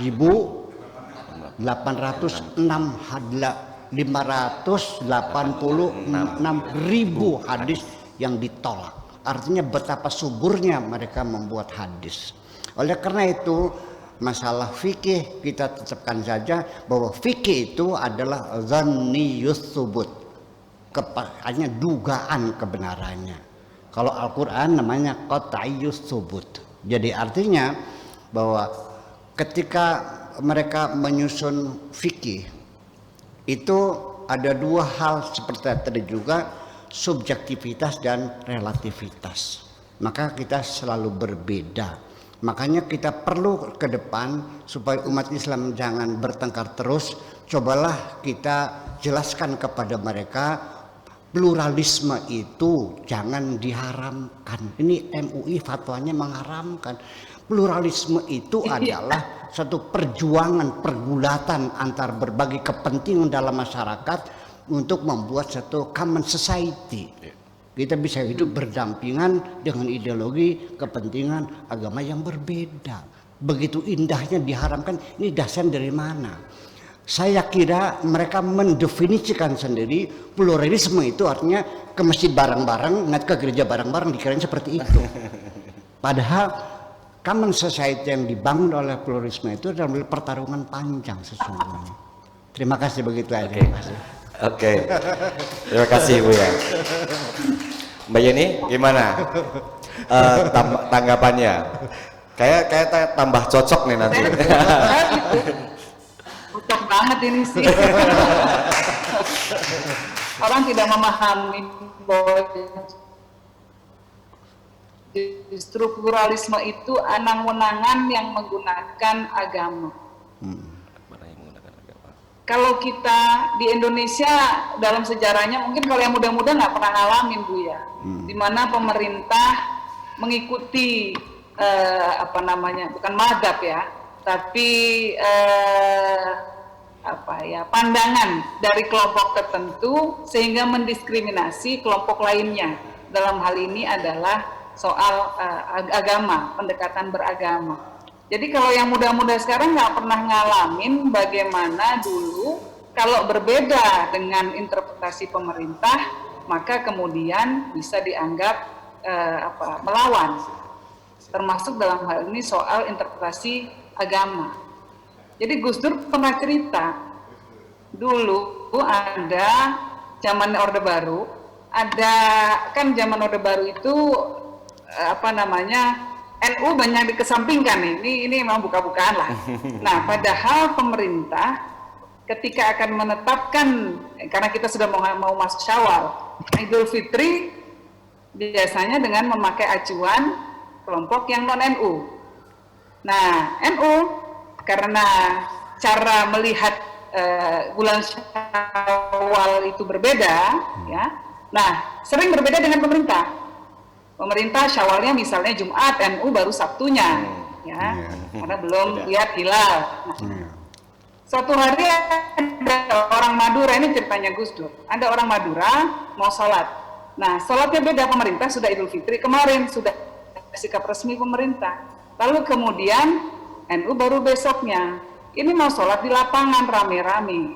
Tentu karena dianggap tidak mengikuti aturan pemerintah, tidak mengikuti definisi pemerintah bahwa penetapan hari raya Lebaran itu pada hari Jumat, maka dianggap dia berbeda. Pada saat itu semua yang berbeda dari pemerintah kan nggak boleh.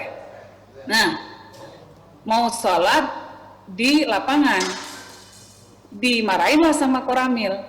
Bubar, nggak boleh sholat. Idul Fitrinya udah lewat kemarin, ini nggak boleh sembahyang lagi, udah bubar. Gitu. Untung ini orang Madura Bu ya.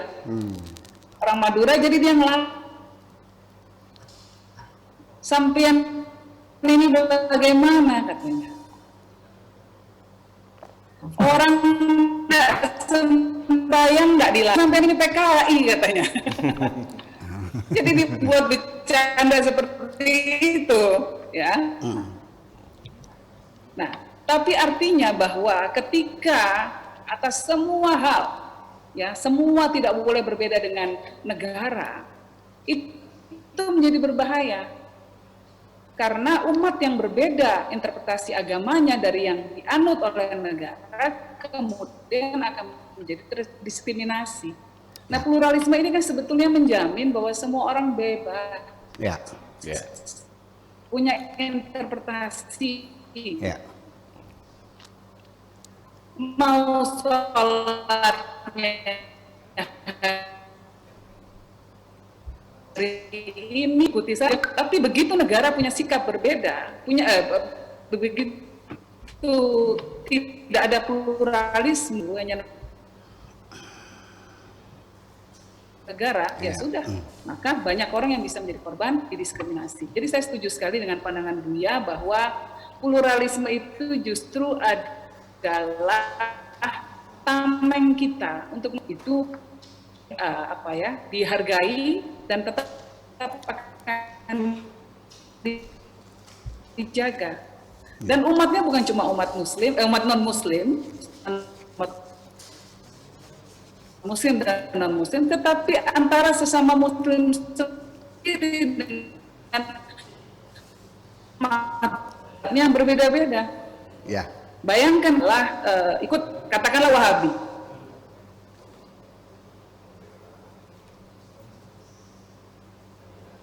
Ya. Iya. Sinyal apa?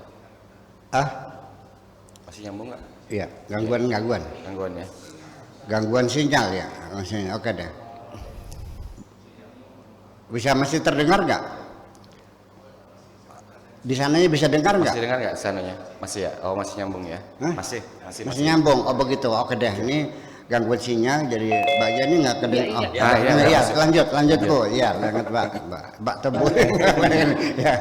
Ya.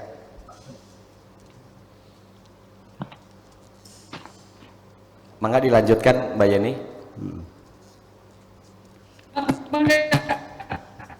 Udah silakan Iya. balikin ke Oke.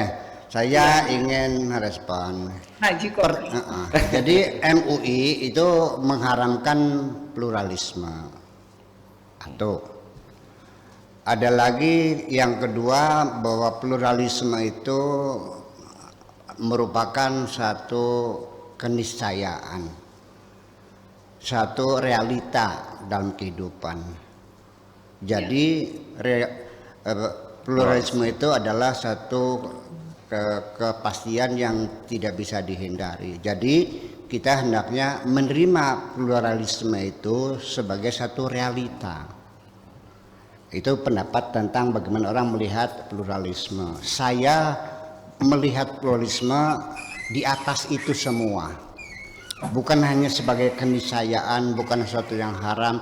Bagi saya pluralitas itu adalah satu keindahan dalam kehidupan ini.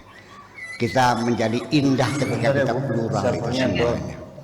Karena Al-Quran sendiri itu menyampaikan pesan-pesan pluralisme kepada kita.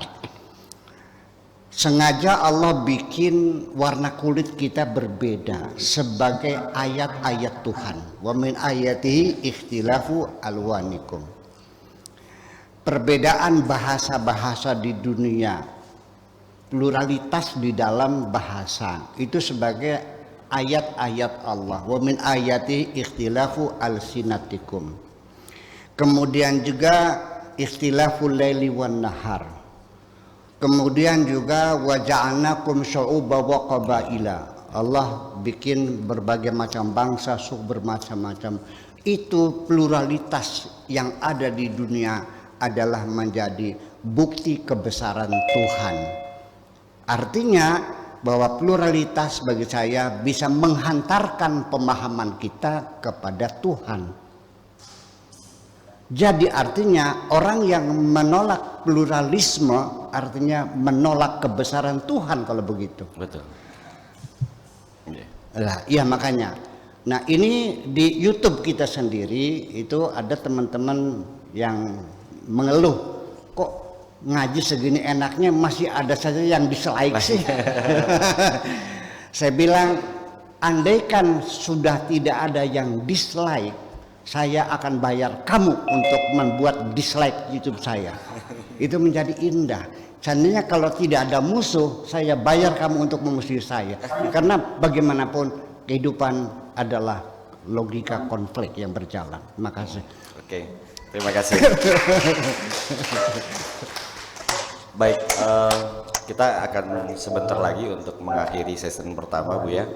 Dan sebelum kita tutup season pertama ini, nanti barangkali Buya untuk bisa menyampaikan closing statement di awal tentang terminologi aurat, dan nanti juga akan disusul oleh Mbak Yeni Wahid untuk closing statement pada termin pertama ini.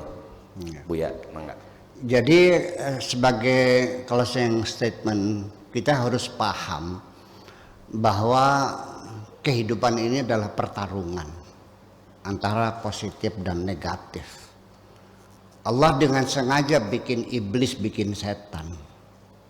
Allah juga bikin agama berbeda-beda.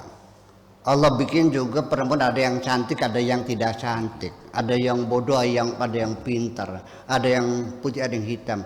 Semuanya itu dibuat berbeda sebagai metode komparasi yang terjadi. Anda tidak akan tahu apakah Anda benar atau tidak kalau Anda tidak didampingi dengan orang yang tidak benar. Nabi-nabi sendiri supaya kelihatan kebenarannya oleh Allah dipasang di sampingnya dengan musuh-musuhnya. Ini firman Tuhan, walaqad ja'alna likulli nabiyyin aduwwa syayatinil insi wal jinni. Setiap nabi kami pasangi dengan musuh-musuhnya. Tanpa musuh Anda menang. Melawan siapa? Ketika tidak ada yang dilawan, Anda nggak menang dong. Iya, betul. Nah, jadi ketika kita diberi musibah, diberi godaan, diberi pembanding, berterima kasih kepada Allah. Jangan kita lalu berkeluh kesah. Nah, ini logika saya berpikir seperti itu. Jadi pluralisme itu adalah sesuatu yang indah bagi saya. Bukan sekedar hanya boleh dan harus, tapi indah. Kalau indah itu lebih dari harus ya. Nah itu. Jadi artinya bahwa yang penting gini aja, ketika engkau wahai perempuan diciptakan cantik jelita, syukurilah kecantikanmu, jangan menghina yang tidak cantik. Paham nggak? Untung ada yang tidak cantik, kalau nggak ada kamu juga jelek namanya nanti. Itu logika seperti itu. Jadi kalau kita ingin menang ya harus ada musuh dong. Nah itu makanya, jadi kenapa Allah bikin agama berbeda-beda? Ya sebagai pembanding. Tanpa ada pembanding, dari mana kita tahu benar? Nah seorang pakar atau sarjana yang pertama kali menggulirkan metodologi komparasi itu adalah namanya Syekh Abdul Qahir Al-Jurjani, yaitu adalah peletak batu pertama ilmu balaghah dalam pesantrennya itu. Itu dengan compare kita bisa menemukan, menggali kelebihan dan kekurangan masing-masing. Saya pernah membuat satu makalah yang saya berikan kepada Dr. Hasan Abu Musa, dosen saya waktu di Libya. Saya membandingkan dua kata, ini kajian linguistik, antara ma dorobtu zaidan, yang satu dikasih anak, ma anak dorobtu zaidan.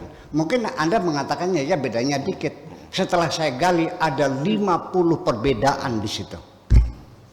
Nah itulah makanya yang pandai-pandai saja, kalau komparasi tidak mungkin akan terjadi kalau tidak dibikin beragam seperti ini. Maka bersyukurlah kepada Allah, kita dibikin warna kulit berbeda-beda, bahasa berbeda-beda, agama berbeda-beda. Nah lalu isu yang sekarang merebak adalah ketika gini, kita cerita sebentar. Ketika Bunda Teresa dan Lady Di meninggal dunia sebagai tokoh perempuan dunia, saya ikut menyampaikan bela sungkawa kehilangan tokoh dunia. Komentarnya dari teman-teman saya, Pak Kiai Sakur kayak kurang kerjaan nangis orang kafir. Saya sedih sekali begini nih. Ya dia orang hebat, dia orang berjasa pada kemanusiaan, dibilang ya biar apa namanya, ya biar bagaimanapun hebatnya, kalau kafir mah nggak bakal masuk surga. Nah ini saya tidak mau terjebak, ya. Saya tidak pernah mengatakan agama itu sama, betul nggak? Betul. Saya tidak mengatakan agama saya sama. Saya agamanya Islam. Saya yakini agama Islam adalah agama yang benar. Itu. Adapun persoalan sorga itu hak prerogatif Allah yang menentukan. Innallaha yaghfiru ma yasha innaka tu'adzibu man tasha wa taghfiru man tasha. Innallaha yahtassu bi rahmati man yasha tu'izzu man tasha wa tudhillu man tasha tahdi man tasha wa tudhillu man tasha.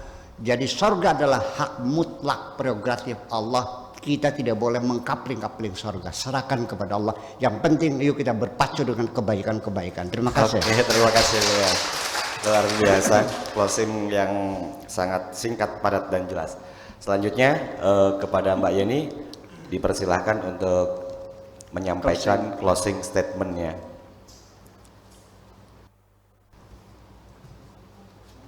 Baik, terima kasih Buya.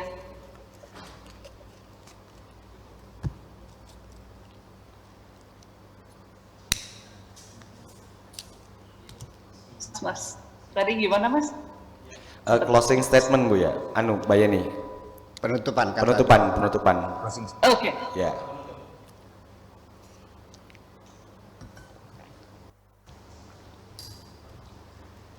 Baik, ingin mengulang lagi dengan mengatakan bahwa saya merasa sangat tercerahkan, sangat terbela dan tercerahkan dengan pemahaman yang telah diberikan oleh Buya, dan semoga pemirsa di luar sana bisa mendapatkan banyak hikmah, mendapatkan banyak pengetahuan dari apa yang telah diujangkan oleh Buya tadi.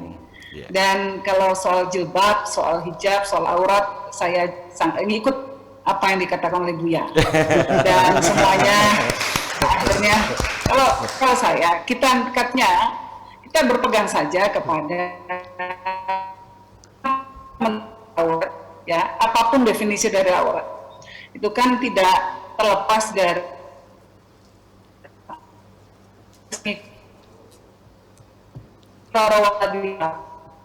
kita ini jangan celakakan diri kita dan orang lain. Kan dilihat di konteks itu.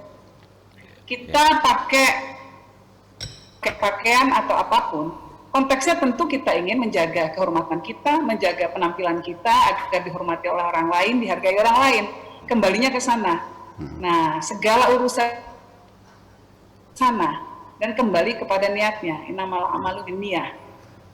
Nah, jadi saya ke sana ketika saya niatkan memakai pakaian seperti ini kan bukan untuk menggoda orang, bukan untuk membuat orang melecehkan saya. Dan aurat tentunya dalam pandangan itu menjadi jauh lebih luas lagi dari cuma sekedar baju yang menempel atau kain yang menempel di badan kita, tetapi juga sikap diri kita. Penghormatan kita terhadap diri kita sendiri, bahwa kita punya worth, punya nilai, ya, worth adalah. Jadi semua akan tergantung kepada penggunanya. Ya. Kalau dia pakai kembali ya tadi dari pengalaman, dari statistik yang saya kemukakan. Orang yang banyak menjadi korban pemerkosaan dan korban pelecehan seksual ternyata bukan orang yang berpakaian rapat atau tidak rapat. Ternyata bukan orang yang berjilbab atau tidak berjilbab. Ini di seluruh dunia. Bukan cuma perempuan tetapi juga laki-laki. Ternyata benang merah dari semua korban itu adalah satu, bahwa orang-orang itu berada dalam posisi yang lemah. Posisi yang lemah. Nah,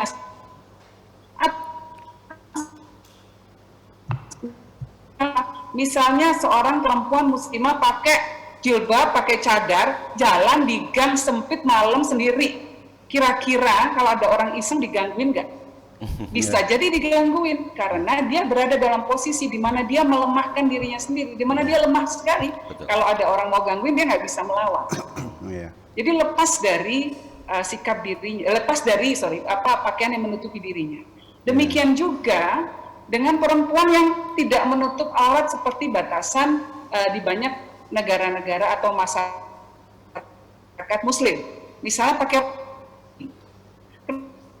negara Barat nggak digangguin, ya. Karena sudah terbentuk pemahaman bahwa perempuan tidak boleh dilecehkan.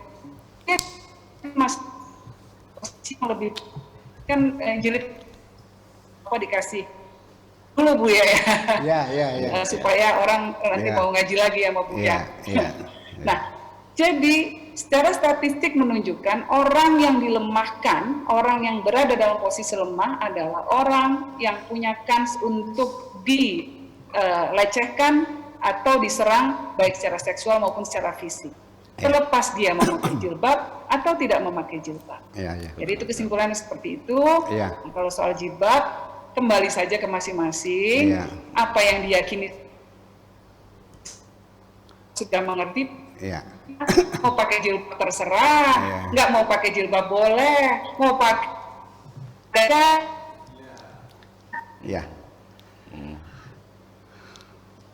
Gangguan sinyal lagi. Oh iya. Oke deh. Kalau gitu kita langsung saya kasih footnote aja nih. Saya ingin ngasih catatan kaki untuk Mbak Yeni. Bisa ngangkat sinyalnya. Ada catatan kaki itu artinya footnote ya, diletakkan di bawah. Tadi istilahnya pada posisi lemah. Kalau saya mengatakannya begini, perempuan itu pakai jilbab. Dia menutup aurat badan, ya. Orang itu menutup aurat badan, tapi dia keluar malam, masuk dalam aurat waktu, di tempat yang tidak aman, masuk di aurat tempat. Jadi artinya dari mulut buaya masuk ke mulut singa. Jadi artinya bahwa aurat itu adalah sifat untuk tempat juga, untuk waktu juga, untuk rumah juga. Badannya ditutup auratnya, tetapi dia masuk dalam waktu yang terbuka auratnya. Itulah sebabnya ini sebagai catatan kaki, hanya beda istilah saja, masuk dalam posisi yang lemah karena di tempat yang sepi, di tempat-tempat yang tidak aman, ya itulah makanya. Jadi kembali pada akhirnya aurat ini jangan kita maknani sebagai kulit, tapi secara moral, secara garis besarnya. Makasih begitulah kira-kira. Terima kasih Buya. Mbak Yeni, kami sampaikan, kami haturkan terima kasih yang sebesar-besarnya sudah bisa bergabung pada kajian Buya. Mudah-mudahan apa yang tadi disampaikan oleh Buya dan Mbak Yeni secepatnya kita akan bertemu untuk bersilaturahim dan kita akan membahas ilmu-ilmu yang belum kita bisa gali dari Buya. Ya, insya Allah saya sangat menunggu sekali momennya. Ya, amin. Baik, terima kasih. Iya. Baik, sebelum ditutup, barangkali Mbak Yeni mau menyampaikan sesuatu ke Buya dan pemirsa Wamima TV, sahabat Buya, mangga terakhir. Pak Profesor. Iya. Mbak Yeni. Terima kasih kepada Buya Syakur atas ilmu yang telah dibagikan malam ini dan membuat kita semua sangat tercerahkan. Jarang sekali ulama Indonesia yang punya kedalaman ilmu seperti Buya, tapi juga keberanian seperti Buya. Apa yang tidak terlalu populer ya. Nah, jadi saya sangat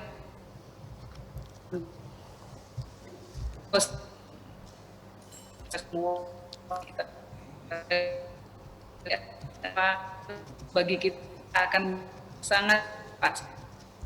Semoga malam ini diberikan rahmat berlimpah oleh Allah. Amin. Sekali lagi saya ucapkan terima kasih atas sedekah ilmu dari Buya dan semoga Buya selalu sehat. Amin. Panjang umur. Amin. Ya, dan lebih dermawan lagi membagi ilmunya. Amin. Untuk teman-teman Wamima TV, terima kasih banyak telah mengundang saya malam ini, sebuah kehormatan besar dan teruskan kerja kerasnya untuk mengedukasi masyarakat dengan berbagai hal, isu-isu yang penting ya untuk diketahui publik dan bawa banyak perspektif.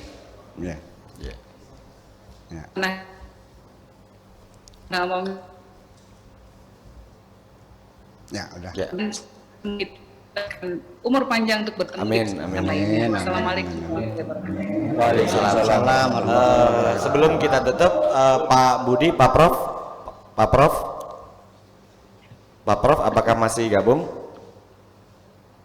Ya, masih gabung. Ya, mangga untuk menyampaikan closing statement di penghujung acara kita pada malam hari ini. Ya, terima kasih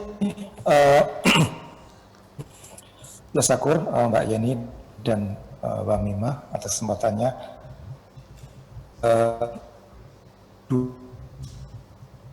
Aurat itu bukan masalah moral. Yang kedua, yang plural tadi ya. Jadi pluralisme adalah bukti keagungan Tuhan, karena Tuhan menciptakan manusia dengan berbagai sifat, berbagai keyakinan, ya, berbagai karakter gitu ya. Ada cerita menarik dari PT Total Indonesia dari Perancis ya. Itu akhir-akhir mereka menempatkan para pimpinan puncak itu sebagai ras gitu ya. Dulunya selalu orang Perancis atau orang bule, orang yang berbahasa Perancis. Belakangan mereka menempatkan ada orang Indonesia, ada orang Afrika, ada orang Cina gitu ya. Karena menurut mereka orang yang berlatar belakang yang berbeda itu bisa melihat masalah dari sudut pandang yang berbeda-beda, dan itu akan memperkaya ide-ide. Jadi pluralisme tidak saja masalah keyakinan, tapi juga masalah yang orang berbeda diharapkan akan menghasilkan ide-ide baru sebelumnya tidak terpikirkan. Ya, jadi saya sangat setuju tadi pluralisme tadi, dan itu tadi erat kaitannya dengan sekularisme. Jadi ketika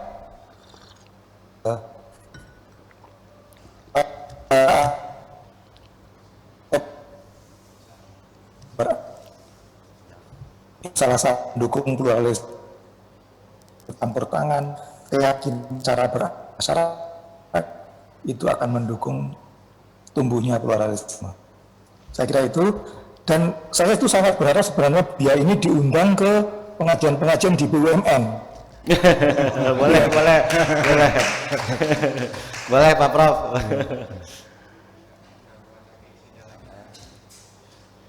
Lah, coba diusahakan lain kali sinyalnya kira-kira stabil. Pengajian Ya. di